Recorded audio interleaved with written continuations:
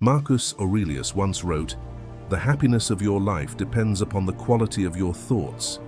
In a world that constantly tries to tell you how to feel, what to want, and who to be, that single sentence carries extraordinary weight.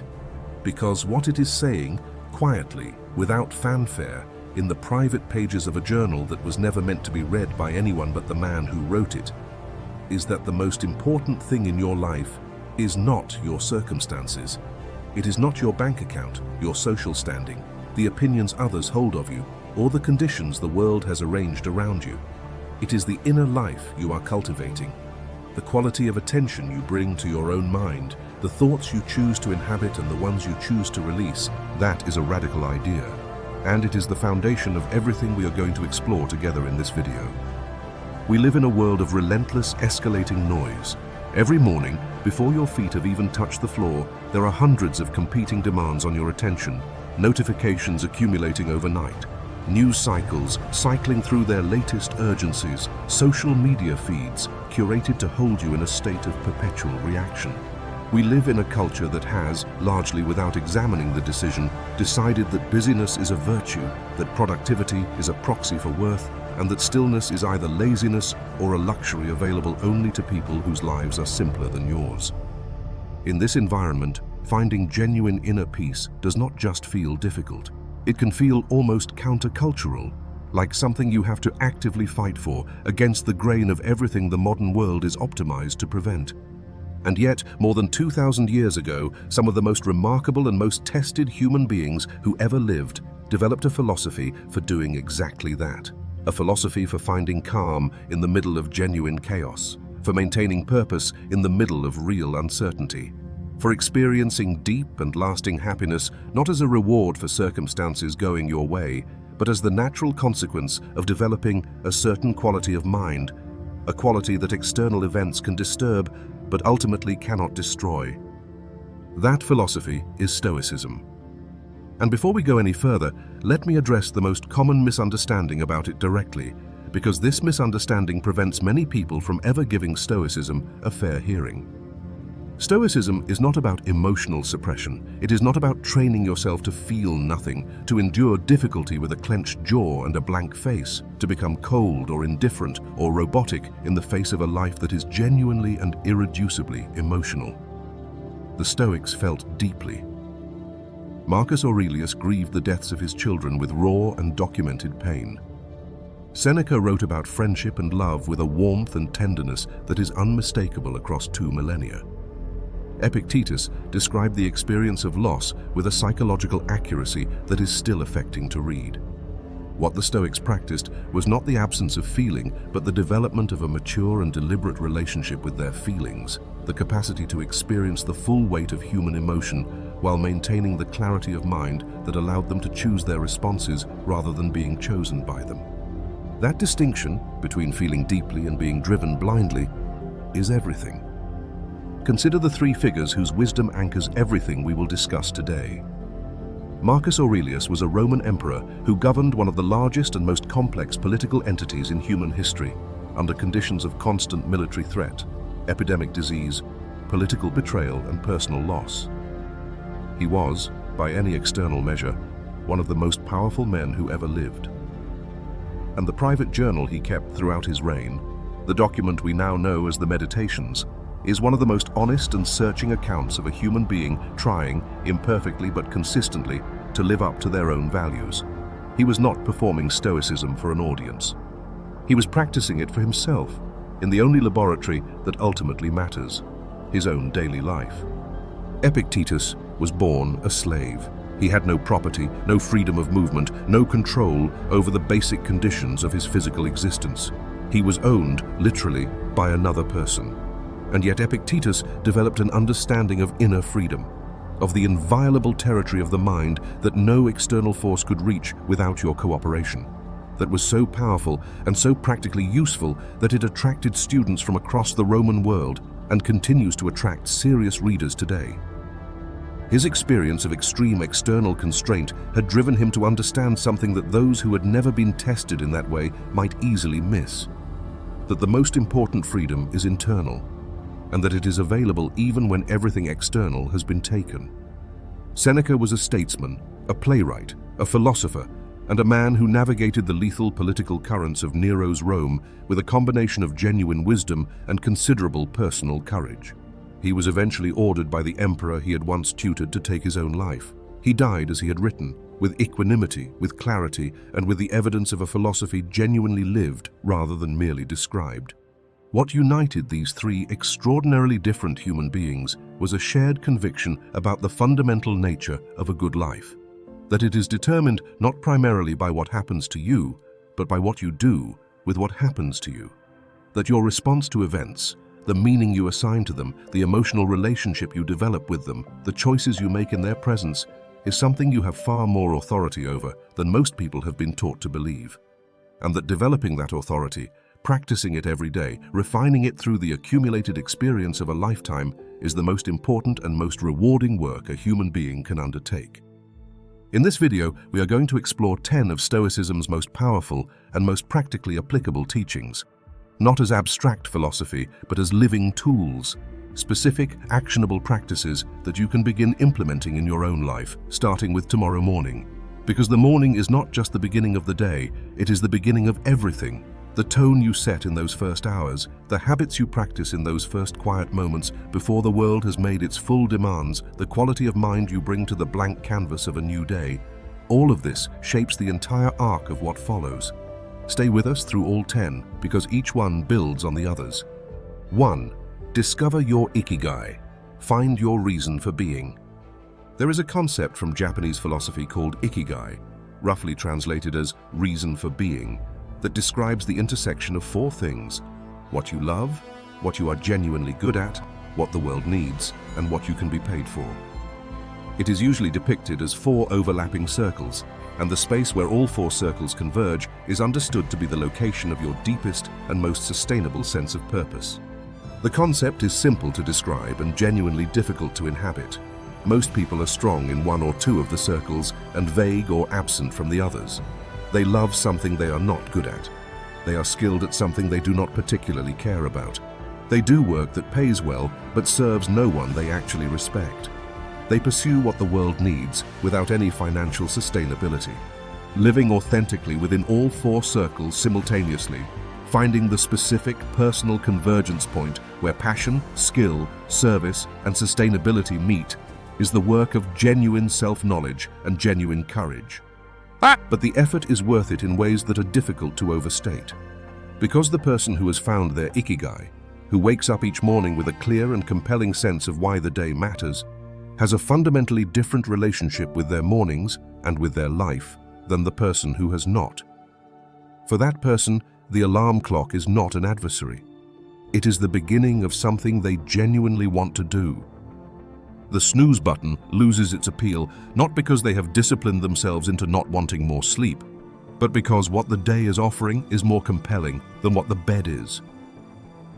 Marcus Aurelius embodied this understanding in everything he wrote. He was not an emperor who happened to be philosophical. He was a philosopher who happened to be an emperor, a person whose deepest sense of identity was organized around the pursuit of wisdom and virtue, and who brought that organizing purpose to the demands of governance rather than allowing governance to displace it. He urged himself in his private writings to approach each day not merely as a series of tasks to be managed, but as an opportunity to fulfill something real, to contribute something that mattered, with integrity and full engagement. The Stoic framework for finding your ikigai begins with honest self-examination. Not the self-examination that produces the answers you wish were true or the answers you think others want to hear, but the kind that requires genuine stillness and genuine honesty. What are you actually passionate about? Not what you performed enthusiasm for because it seemed like the right answer, but what holds your attention effortlessly and pulls you forward even when the work is genuinely hard. What are you demonstrably skilled at? Not what you would like to be good at, but what you actually do with a quality that other people, over time, have consistently recognized. What does the world around you genuinely need that you are positioned to provide? And how might those things align in a way that is financially sustainable rather than requiring you to choose between meaning and survival? These questions do not yield quick answers. They are, in the truest sense, the work of a lifetime. Questions that you return to at different stages of your life and find different, deepening answers to. But the consistent practice of asking them, of orienting yourself toward the genuine convergence of these four dimensions, changes the quality of your daily engagement in ways that compound over time. When you are moving in the direction of your ikigai, even the difficult days carry a thread of meaning that makes them bearable and often more than bearable. And when you wake up with that thread waiting for you, the entire relationship between you and your morning is transformed. 2. Win the night before you win the morning. Most discussions of morning routines begin when the alarm goes off. The Stoics would recognize this as a fundamental strategic mistake, because the quality of your morning is not determined primarily by what you do after you wake up. It is determined in large part by what you do before you go to sleep. The evening is the upstream condition of the morning, and no amount of disciplined behavior at 6 a.m. can fully compensate for an evening spent in ways that leave your nervous system overstimulated, your body under-rested, and your mind unmoored from any sense of what the following day is for. Marcus Aurelius began each day with a deliberate preview, a brief review of the day ahead, its likely demands, the character qualities those demands would require, the principles he wanted to bring to the inevitable difficulties. This practice was not a morning invention, it was the natural continuation of the evening reflection he had developed as a consistent discipline. The man who reviewed his day each evening and released it into sleep arrived each morning with enough inner clarity and spaciousness to greet the new day with genuine intention rather than reactive scrambling. The modern version of this Stoic evening practice is, in its essentials, very simple. It begins with the honest acknowledgement that how you spend the final hours of your day matters, not just for sleep quality, though that is significant, but for the psychological and emotional context in which you arrive at the following morning. The person who spends their evening in compulsive social media scrolling, who does not disengage from screens until the moment their eyes close, who goes to bed with no sense of what tomorrow is for, that person is not setting themselves up for a purposeful morning. They are setting themselves up for another morning defined by reaction rather than intention. The evening practices that most powerfully support a strong morning are well documented and not complicated to understand, though they require genuine commitment to implement. Limiting screen exposure in the hour before bed is one of the most impactful. The blue light emitted by digital screens suppresses melatonin production and keeps the brain in a state of alert wakefulness at precisely the moment when the sleep systems need to be activating. Beyond the physiological effect, the psychological effect of consuming digital content right up until sleep is equally significant. The mind that has been engaged with social comparison, news anxiety, or the low-grade stimulation of entertainment, scrolling does not settle easily into the restorative depth of sleep that the body needs. Spending a few minutes at the end of the evening planning the next day is another practice whose benefit is disproportionate to the time it requires. Something as simple as writing down your 3 most important priorities for tomorrow, not a comprehensive to-do list, just the 3 things that matter most, creates a quality of intentional direction that you will feel when you wake. You are not starting the morning with a blank and slightly anxious question of, what am I supposed to be doing today? You are starting it with a clear and chosen answer. That difference is worth more than almost any other change you can make to your morning. Finally, some form of genuine mental decompression before sleep, quiet breathing, light reading of something genuinely nourishing rather than stimulating, a brief sitting in silence, serves the same function as the palate cleanser at the end of a meal. It creates a clear boundary between the activity of the day and the restoration of the night. It signals to the body and the nervous system that the demands are over, that the work is done, and that rest is now what is called for. This transition, consistently practiced, deepens sleep in ways that no sleep supplement can replicate. 3. Guard your morning attention like a treasure. There is a specific quality to the first moments of the morning that is unlike any other moment in the day. The mind has just returned from sleep, refreshed, quieted, not yet populated by the accumulated concerns and reactive patterns that will build through the hours ahead.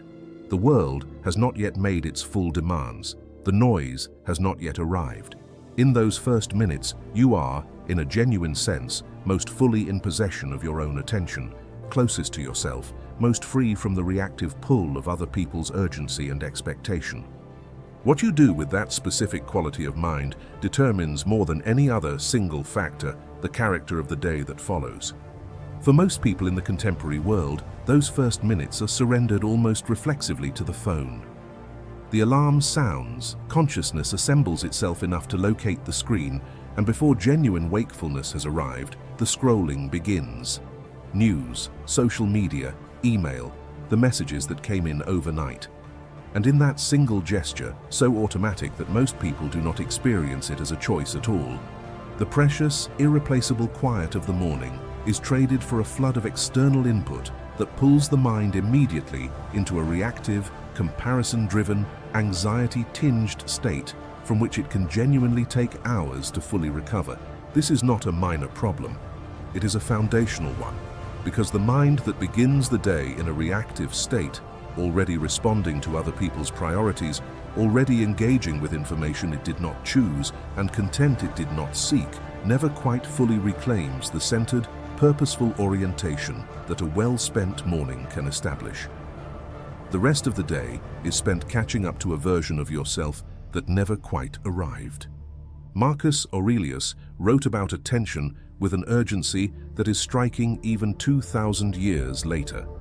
He understood, with the experiential authority of a man who governed an empire in the middle of constant competing demands, that the quality of your life is precisely equal to the quality of your sustained attention, that the person who cannot protect their focus cannot protect anything else, that everything you value, your relationships, your work, your inner peace, your capacity for genuine thought, depends on the maintenance of a mind that is at least partially its own, rather than wholly reactive to whatever external stimulus happens to present itself. The practical application of this Stoic principle is specific and immediate. Establish, beginning tonight, as a firm and prior decision, rather than a morning negotiation with yourself, a screen-free period at the start of your day. It does not need to be heroic. Even 30 minutes of genuinely protected morning time, spent in activities of your own genuine choosing rather than in response to the world's demands, creates a fundamentally different morning. What might you do in those 30 minutes? The Stoics would have you consider activities that develop the inner life rather than depleting it. Reading something genuinely worth reading, writing in a journal, sitting quietly with your thoughts, moving your body with intention, or simply allowing yourself the experience of being present in the early morning without an agenda. Any of these is more valuable than the equivalent time spent in the reactive scroll. The structural move that makes this possible is simple. Keep the phone in another room overnight. Use a separate alarm clock if you need one. Remove the temptation from the immediate environment rather than relying on willpower in the blurry consciousness of waking. This is not weakness. It is the practical wisdom of someone who understands that the architecture of your environment shapes your behavior as powerfully as your intentions do, and who has decided to build an architecture that supports the life they are trying to create. 4. Wake at the same time every day. In Stoic philosophy, consistency is understood not as a virtue of temperament, but as a practice of character, something built deliberately through daily repetition, and whose value lies not just in the practical benefits it produces, but in what the practice itself demonstrates and develops in the person doing it. Every day that you keep a commitment you made to yourself, you are doing something that has meaning beyond the specific commitment. You are building, through accumulated evidence, a deep and reliable sense of yourself as someone who does what they say they will do. There is no more immediate and more testable expression of this discipline than the time you wake up in the morning. And there is no more underrated contributor to the overall quality of your physical and psychological health than the consistency of that time. The physiological case for consistent wake times is compelling and well established. Your circadian rhythm, the biological clock that regulates your sleep-wake cycle, your cortisol levels, your body temperature, your cognitive function, and your mood, operates most effectively when it is anchored to a consistent schedule. Waking at the same time every day, including weekends and days when you went to bed later than usual, is the single most powerful behavioral lever available for stabilizing and optimizing your circadian rhythm. It is more effective, according to sleep researchers, than any supplement or sleep hygiene practice. The consistency itself is therapeutic. It tells your biology what to expect, and your biology rewards that predictability with deeper sleep, more reliable energy, and a more stable and positive baseline mood. But the psychological case is equally important and less often discussed. Marcus Aurelius wrote with startling honesty about his own relationship with early rising, about the internal negotiation of the morning, the mind's persuasive arguments for staying in bed, the seductive logic of just a few more minutes. He was not someone for whom rising was effortless or natural. He was someone who understood why it mattered and chose it anyway, repeatedly, as a practice in self-governance. As a demonstration to himself, made fresh each morning, that his life was not at the mercy of his impulses, but was being actively shaped by his choices. This is the deeper value of consistent wake times. Not just the practical benefits, though those are real and significant, but what the practice itself means about who you are. Every morning that you rise at your chosen time, especially the mornings when you genuinely did not want to, you are casting a vote for a specific kind of person, someone who is in charge of how they begin their day, who takes their commitments seriously, who values their own stated intentions enough to honor them even when the immediate calculus of comfort would suggest otherwise. Those votes accumulate. And the person who has been casting them consistently for months and then years has built something real and lasting in themselves, a foundation of genuine self-trust that extends far beyond the question of when they wake up. The practical path to building this habit is straightforward. Set your wake time with honest intention, not so early that it is unsustainable, but early enough to provide genuine pre-day quiet. Support that wake time by going to bed accordingly. Create the environmental conditions that make rising easier. Keep the room cool, allow natural light to enter in the morning. Place the alarm across the room so that waking requires physical engagement. And when the inevitable difficult mornings arrive, the mornings when the bed is impossibly comfortable and every fiber of your body is negotiating for more time, remember what Marcus Aurelius remembered. You are not just deciding whether to get up. You are deciding in that specific moment who you are choosing to be. 5. Forgive yourself and practice self-compassion. Here is a dimension of Stoicism that is almost never emphasized in popular accounts of the philosophy, and whose absence from those accounts creates a significantly distorted picture. The great Stoics, Marcus Aurelius most vividly, but Seneca and Epictetus as well, practiced and advocated self-compassion with a consistency and depth that sits in sharp contrast to the image of stern, unyielding self-discipline that popular culture tends to project onto them. Marcus Aurelius's Meditations is, among other things, a sustained record of a person falling short of their own values and responding to that falling short with patient recommitment rather than harsh self-condemnation. He did not pretend that his practice was consistent.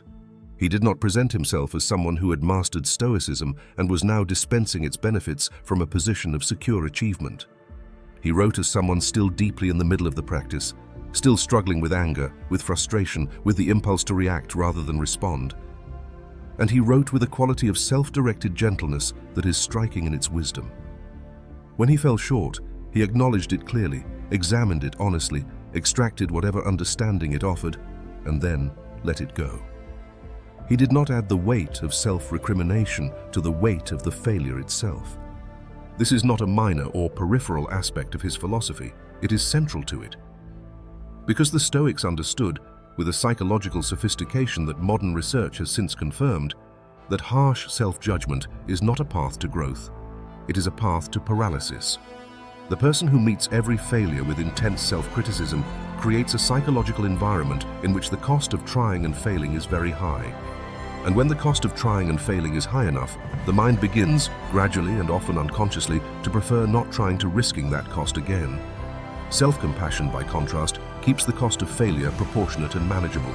It allows the person who stumbled to stand up, dust themselves off, understand what happened, and try again tomorrow with their energy intact and their commitment renewed.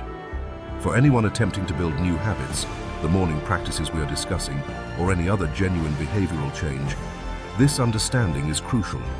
The early stages of change are genuinely difficult.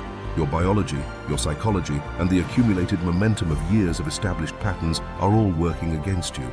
You will fail. You will miss the alarm. You will reach for the phone before you have even registered that you are awake. You will skip the journaling, Abandon the gratitude practice, scroll through social media for 40 minutes when you had promised yourself 30 minutes of reading. These failures are not evidence of your inadequacy. They are the entirely predictable texture of the early stages of genuine change. The Stoic response to failure is this: acknowledge it without excessive drama. Examine it with genuine curiosity to understand what made the desired behavior harder in that specific instance. Adjust your approach accordingly, and begin again the next morning with the full weight of a fresh start, rather than the accumulated burden of repeated failures. The key words are fresh start. Each day, genuinely, is one. The previous day's failures do not carry over unless you carry them, and the Stoic practice of self-compassion is precisely the practice of choosing, deliberately and consistently, not to carry them. 6. Build discipline through small, consistent actions. One of the most common and most costly mistakes people make when they decide they want to change is reaching for the dramatic gesture, the complete overhaul, the comprehensive new system, the radical transformation that will finally produce the person they have been trying to become. This impulse is deeply understandable. It feels like taking the situation seriously, like matching the scale of the aspiration with the scale of the commitment. And it almost always fails, precisely because it asks too much too soon, exhausts its own momentum, and leaves the person feeling worse about themselves than before they started. The Stoics understood this pattern and prescribed its antidote with great clarity. Real and lasting change is built not through dramatic gestures, but through small, consistent actions repeated over sufficient time. Not through heroic decisions made in moments of peak motivation, but through the daily, accumulating, often undramatic practice of making slightly better choices over and over again until those choices become habits, and those habits become character, and that character becomes the person you actually are rather than the person you are trying to become. Marcus Aurelius returned to this principle throughout his meditations with a consistency that was itself exemplary.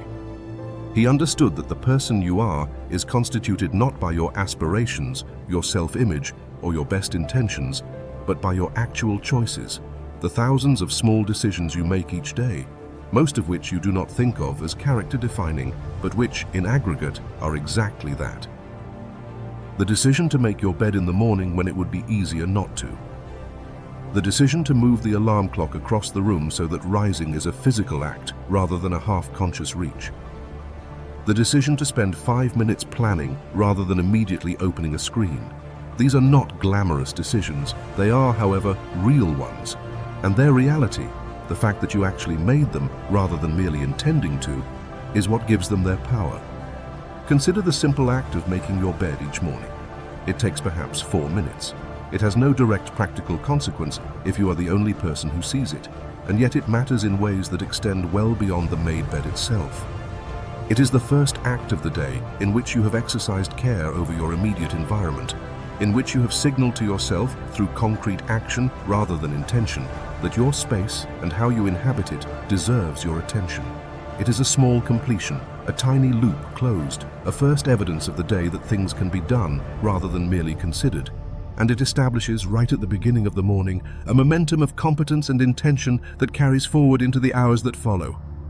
The alarm clock across the room is another example of small structural wisdom that compounds into large practical change. It removes the most dangerous moment of the morning, the half-conscious decision to snooze, made without full awareness by a brain that has not yet fully woken, by making the desired behavior, rising, the only behavior available. You have to get up to turn it off.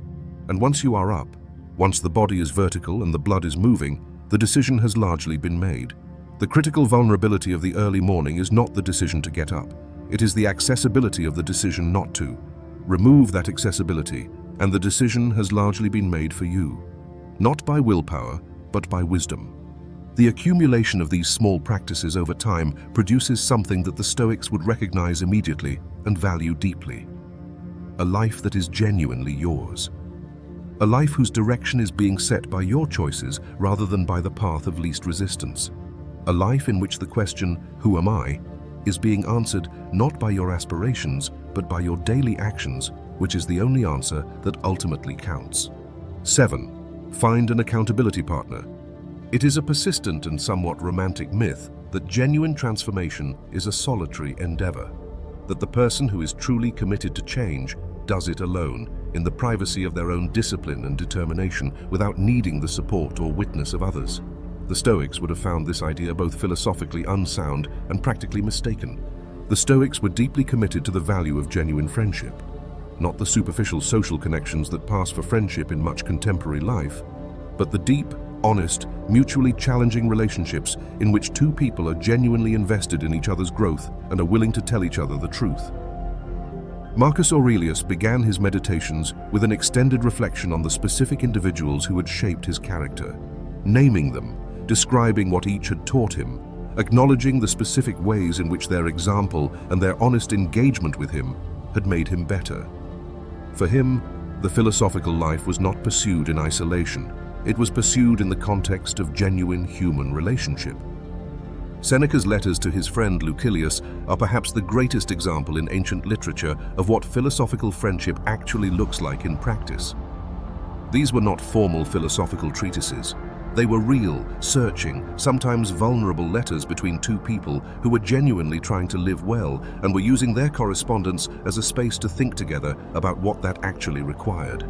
Seneca shared his struggles, his failures, his genuine uncertainties. He asked Lucilius hard questions and invited equally honest replies. The friendship was not peripheral to the philosophical practice, it was integral to it, a living demonstration that wisdom is not merely discovered in solitude, but is built and refined in genuine relationship. Contemporary research on behavior change has arrived at conclusions that align very closely with this Stoic insight. We are significantly more likely to maintain new habits and achieve meaningful personal goals when we do so in the context of genuine accountability to another person.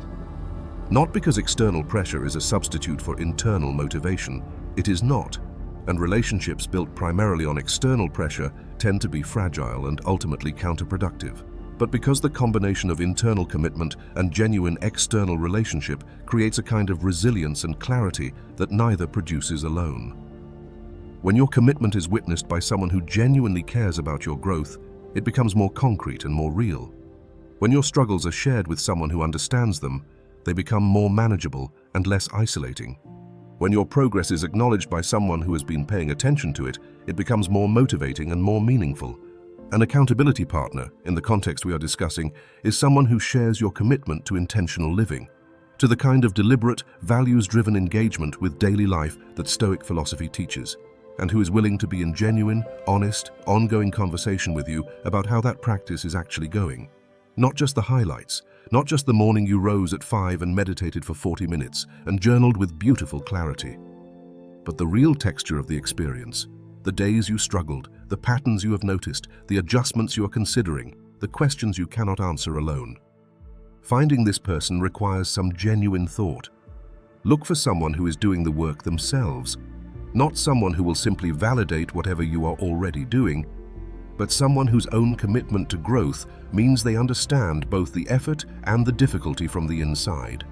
Look for someone with whom you can be genuinely honest in both directions. Establish a rhythm that is sustainable and real rather than aspirational and eventually abandoned.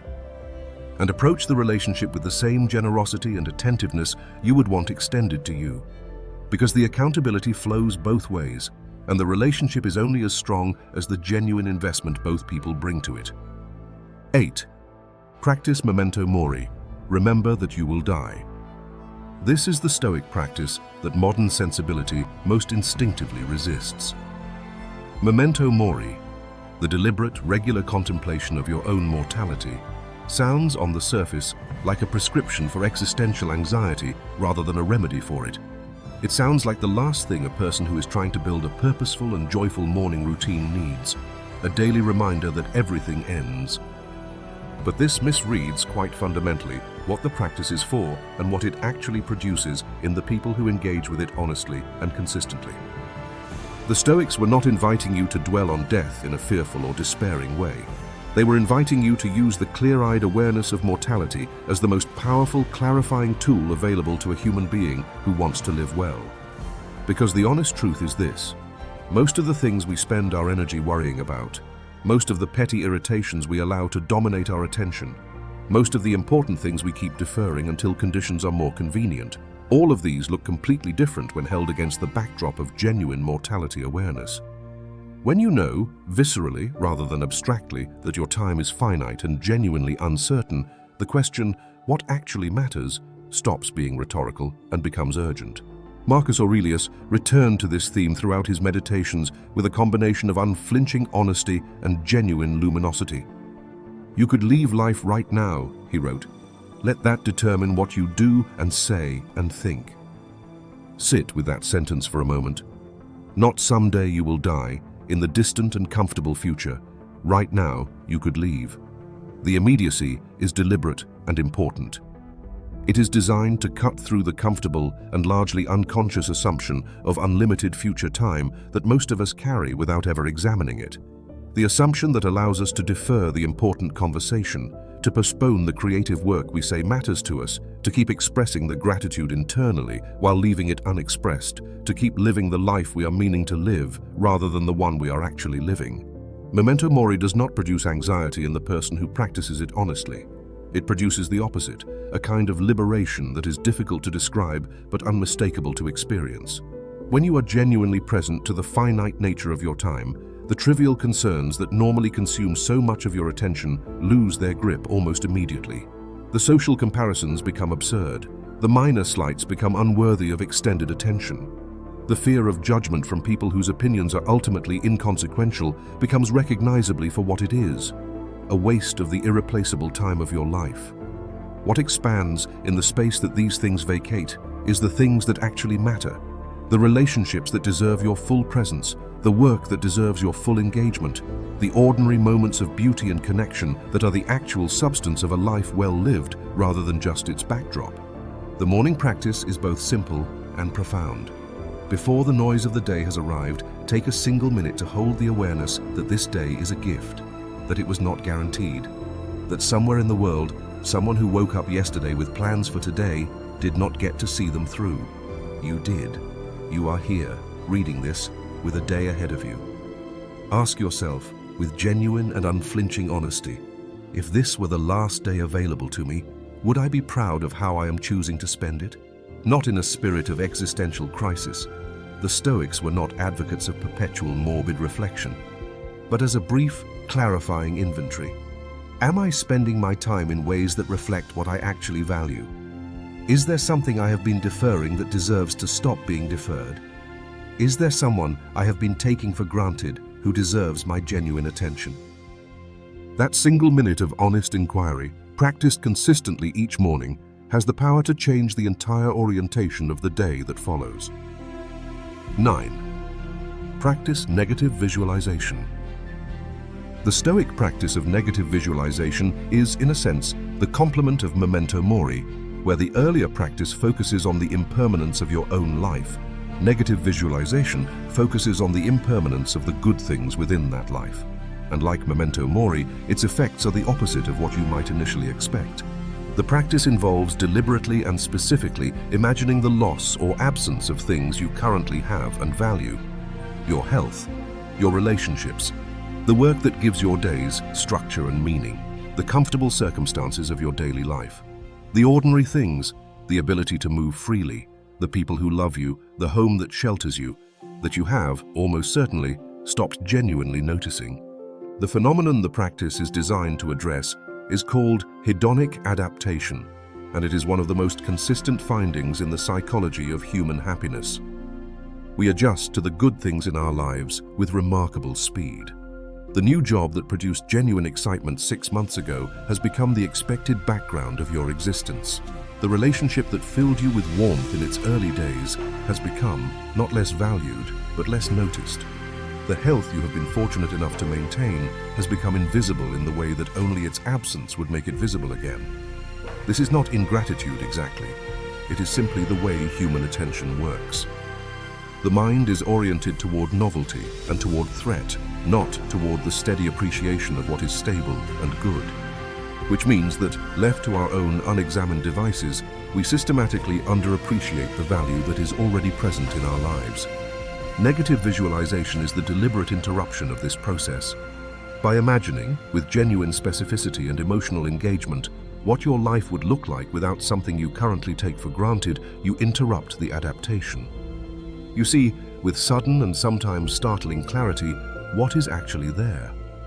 And when you return from the visualization to your actual life, your actual health, your actual relationships, your actual circumstances, what was invisible becomes visible again.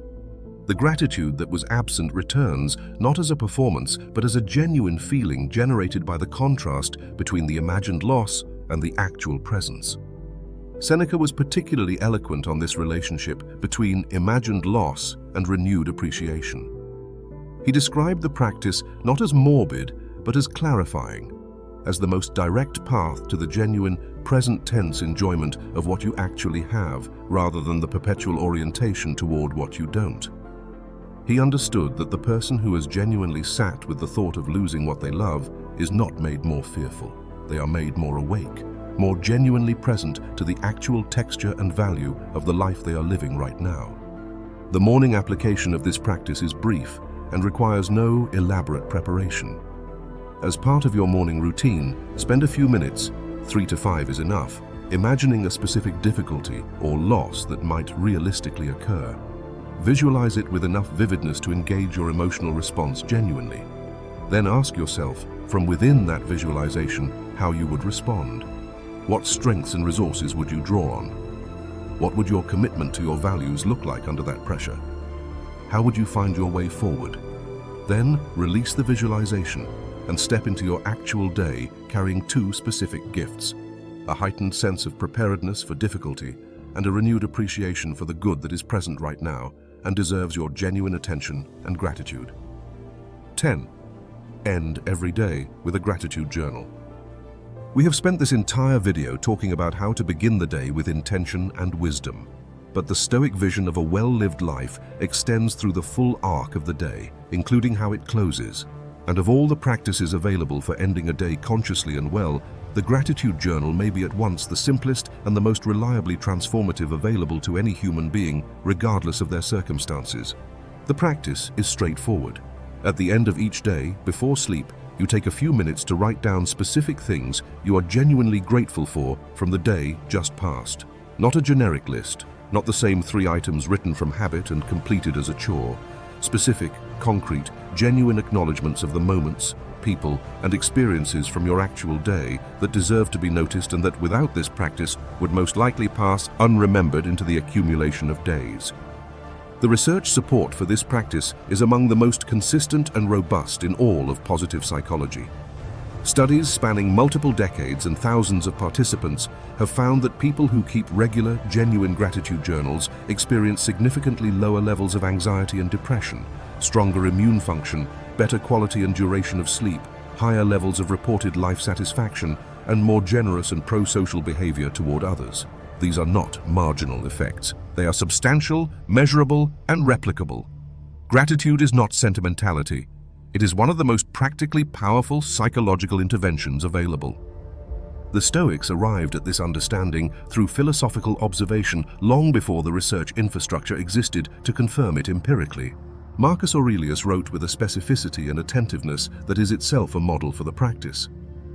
When you arise in the morning, think of what a precious privilege it is to be alive, to breathe, to think, to enjoy, to love.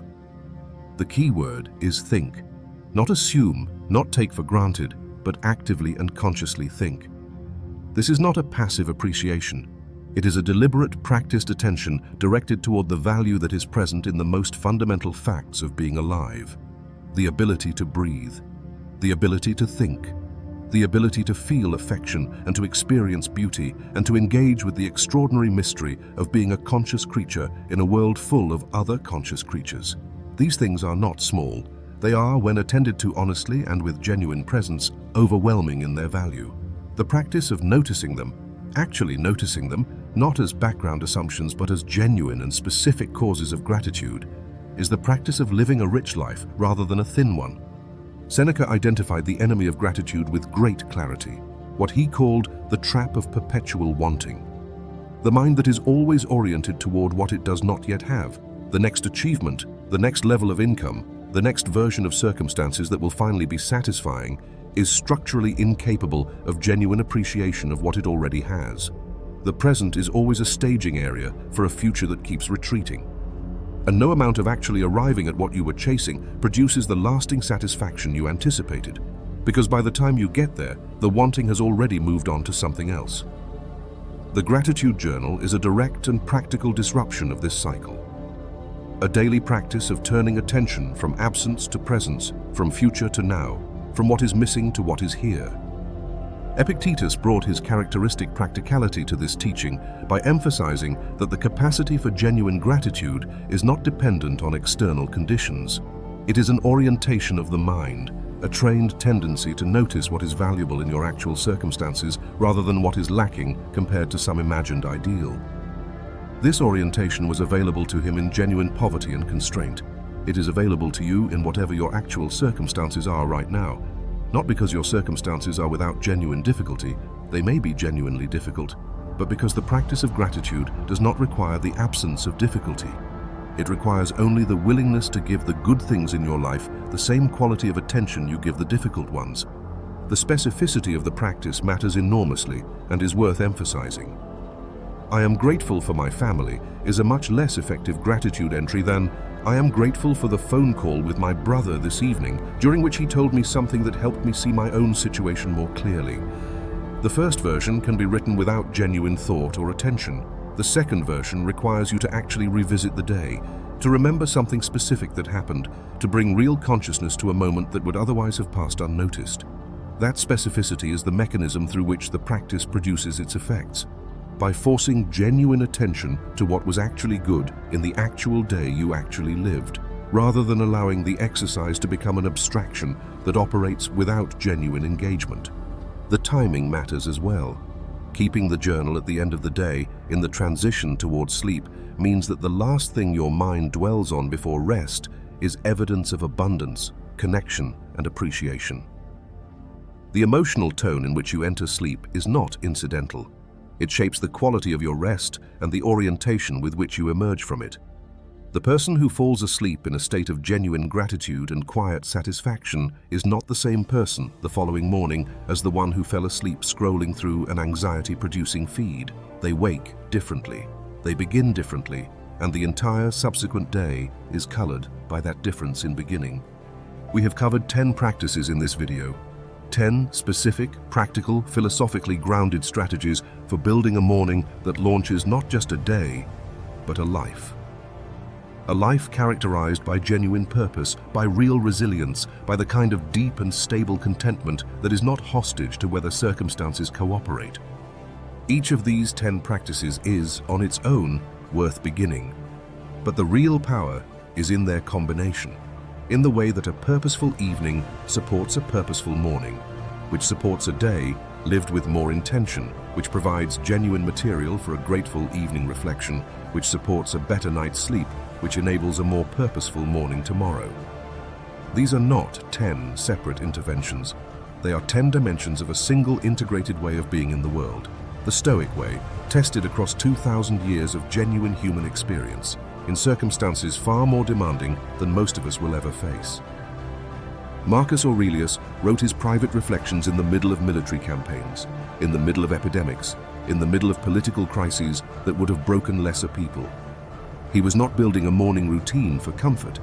He was building a philosophy for survival and for flourishing simultaneously, a way of being in the world that allowed him to face genuine adversity without losing himself, to maintain genuine purpose without pretending the difficulty did not exist, and to find genuine gratitude in the middle of a life that was objectively full of loss and pressure and uncertainty. What he discovered, what all three of the great Stoic philosophers discovered through lives that were tested far beyond the ordinary, is that the happiness of your life genuinely and ultimately does depend on the quality of your thoughts, not on your circumstances, not on your luck. On the inner life you choose to cultivate day after day in the small and often unobserved moments when no one is watching but you. Those moments are yours. Make them count.